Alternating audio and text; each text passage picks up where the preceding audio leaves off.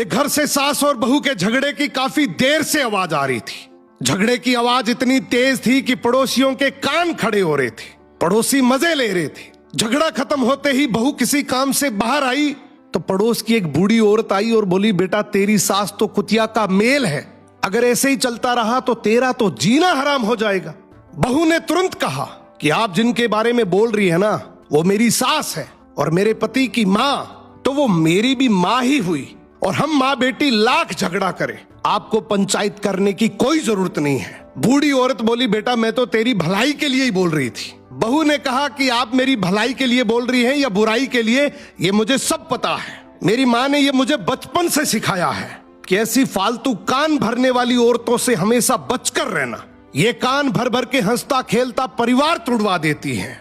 दादी सब समझ गई और बड़बड़ाते हुए वहां से चली गई। अब बहू जैसे ही घर आई अपनी सास को सारी बात बताई। ये सुनते ही सास की आंखों में आंसू आ गए।